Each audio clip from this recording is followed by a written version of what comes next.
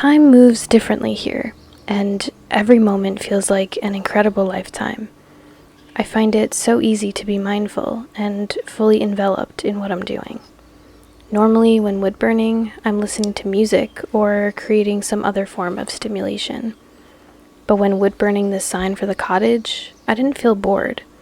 What was in front of me, the darkening of the driftwood with every stroke, and the singing birds, was plenty.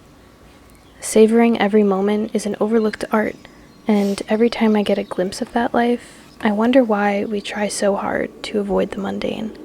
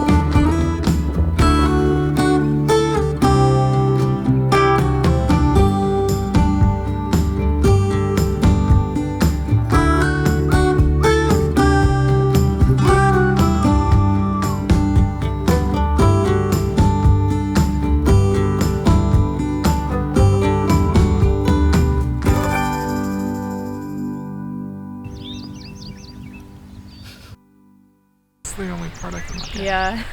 There's like a million sun marks in my eyes from every single place the sun has been.